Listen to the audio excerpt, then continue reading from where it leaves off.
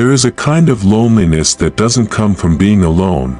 It comes from being surrounded by people, laughing with them, talking with them, and still feeling like no one really sees you, not ignored loudly, not rejected directly, just overlooked. And the worst part is, you can't explain it without sounding dramatic, because technically, you're included, you're present, you're there, yet emotionally, it feels like you're made of glass. Naming the pain, when people feel invisible, they often blame themselves. They assume they're boring, or not confident enough, or not interesting enough. But invisibility is rarely about personality, it's about position. Where you were emotionally placed in other people's lives.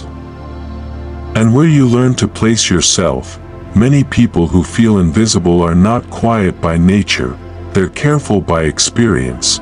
They learned early that being fully seen came with consequences. Attention meant pressure, or judgment, or emotional chaos. So without realizing it, they adapted.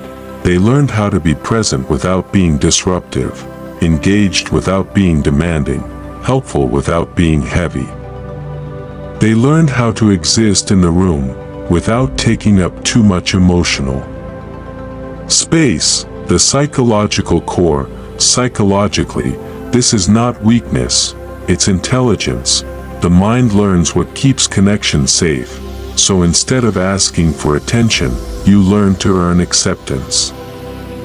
You became agreeable, emotionally tuned in, good at reading moods.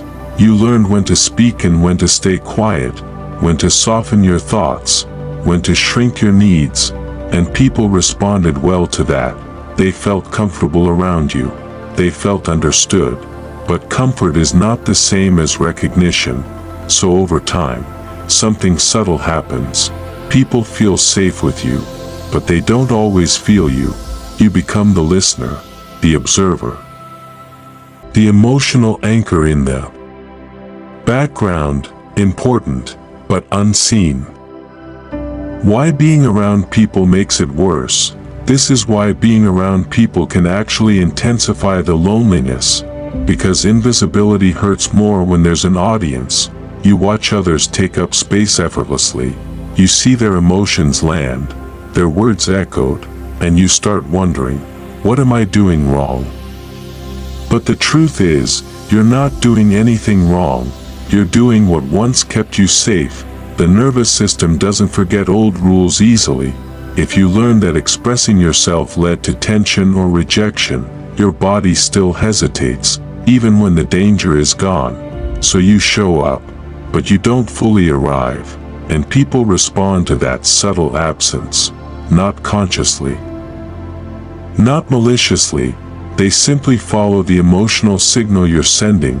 The deeper truth here is something rarely said out loud. Feeling invisible is not about being unseen by others. It's about being unseen by yourself first. When you constantly filter your thoughts, when you minimize your reactions, when you downplay your inner world, you teach people how to treat you, not through words, but through presence.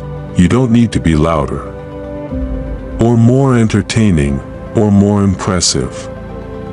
What's missing isn't volume, it's permission. Permission to take up emotional space without apologizing for it. And that permission is often the hardest thing to reclaim, because it feels risky. Being seen means being vulnerable, and vulnerability once hurt, so invisibility feels safer, even when it's lonely.